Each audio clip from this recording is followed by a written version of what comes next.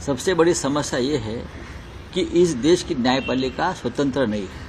इस देश की न्यायपालिका के ऊपर 10 साल से जो दबाव बना है, वो दबाव के चलते ही न्याय व्यवस्था अपना काम कर रही है। अगर ये दबाव नहीं होता तो 3 साल से महाराष्ट्र में जो एक संविधान विरोधी गैर कानूनी सरकार चल रही है, वो हमारे मुख्य न्यायाधीश चलने नहीं देते। अब रोना धोना बंद करना चाहिए। मेरे हिसाब से बारामती से योगेंद्र पवार जीत रहे हैं। देखिए, अब घोषणा होना की क्या बाकी है। आज 3 बजे तक का समय है, उसके पहले सब कुछ हो जाएगा। 288 सीट्स है, 288 सीट है, उसके ऊपर तो उम्मीदवार देने ही पड़ेगा ना। और लगभग सभी सीटों पर अपना अपने लोगों ने उम्मीदवार दिए हैं और हम 288 सीट पर महाविकास आघाड़ी चुनाव लड़ेगी। हमें सब समस्या मालूम है, इस देश की सभी समस्या मालूम है। सबसे बड़ी समस्या ये है कि इस देश की न्यायपालिका स्वतंत्र नहीं है। इस देश की न्यायपालिका के ऊपर 10 साल से जो दबाव बना है, वो दबाव के चलते ही न्याय व्यवस्था अपना काम कर रही है। अगर ये दबाव नहीं होता तो 3 साल से महाराष्ट्र में जो एक संविधान विरोधी गैर कानूनी सरकार चल रही है, वो हमारे मुख्य न्यायाधीश चलने नहीं देते। जिस तरह से पार्टियों को तोड़कर सरकार बनाई है और उनका डिस्क्वालिफिकेशन होना जरूरी था as per 10th schedule of our constitution, लेकिन हमारे मुख्य न्यायाधीश ने ये बात मानी नहीं, सुनी नहीं। कमेंट्स तो करते रहे बहुत, ये गलत है, वो गलत है, ये गलत है, व्हिप गलत है, विधानसभा अध्यक्ष का निर्णय गलत है, ये आप बोलते रहे। लेकिन ये वो आपके जजमेंट तो हमने देखी तो उसमें नहीं आया है। अब विधानसभा की मुदत खत्म हो गई, फिर भी आप निर्णय नहीं दे रहे हो, क्योंकि इस प्रकार से ही सरकार चलनी चाहिए।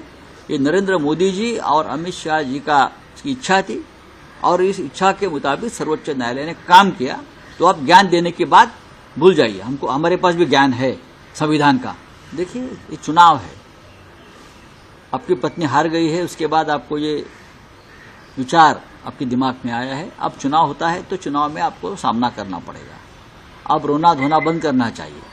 मेरे हिसाब से बारामती से योगेंद्र पवार जीत रहे हैं। सबसे बड़ी समस्या ये है कि इस देश की न्यायपालिका स्वतंत्र नहीं है। इस देश की न्यायपालिका के ऊपर 10 साल से जो दबाव बना है, वो दबाव के चलते ही न्याय व्यवस्था अपना काम कर रही है। अगर ये दबाव नहीं होता तो 3 साल से महाराष्ट्र में जो एक संविधान विरोधी गैर कानूनी सरकार चल रही है, वो हमारे मुख्य न्यायाधीश चलने नहीं देते। अब रोना धोना बंद करना चाहिए। मेरे हिसाब से बारामती से योगेंद्र पवार जीत रहे हैं। देखिए, अब घोषणा होना की क्या बाकी है। आज 3 बजे तक का समय है, उसके पहले सब कुछ हो जाएगा। 288 सीट्स है, 288 सीट है, उसके ऊपर तो उम्मीदवार देने ही पड़ेगा ना। और लगभग सभी सीटों पर अपना अपने लोगों ने उम्मीदवार दिए हैं और हम 288 सीट पर महाविकास आघाड़ी चुनाव लड़ेगी।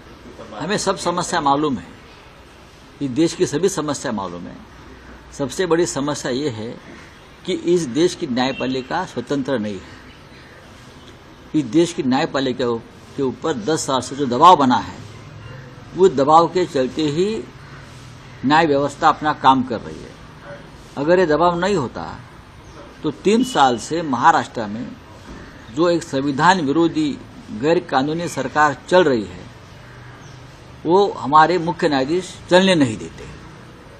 जिस तरह से पार्टियों को तोड़कर सरकार बनाई है और उनका डिस्क्वालिफिकेशन होना जरूरी था as per 10th schedule of our constitution, लेकिन हमारे मुख्य न्यायाधीश ने ये बात मानी नहीं, सुनी नहीं। कमेंट्स तो करते रहे बहुत, ये गलत है, वो गलत है, ये गलत है, व्हिप गलत है, विधानसभा अध्यक्ष का निर्णय गलत है, ये आप बोलते रहे। लेकिन ये वो आपके जजमेंट तो हमने देखी तो उसमें नहीं आया है।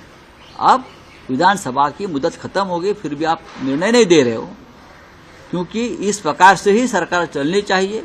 ये नरेंद्र मोदी जी और अमित शाह जी की इच्छा थी और इस इच्छा के मुताबिक सर्वोच्च न्यायालय ने काम किया। तो आप ज्ञान देने की बात भूल जाइए। हमको, हमारे पास भी ज्ञान है संविधान का।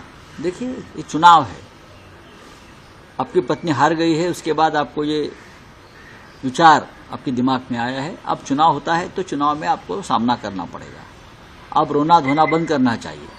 मेरे हिसाब से बारामती से योगेंद्र पवार जीत रहे हैं। अगर आप ये वीडियो YouTube पर देख रहे हैं तो हमारे चैनल को सब्सक्राइब कर बेल आइकन दबाएं और Facebook पर देख रहे हैं तो हमारे पेज को लाइक करें। 8 मिलियन प्लस सब्सक्राइबर, आपके इस भरोसे के लिए बहुत धन्यवाद।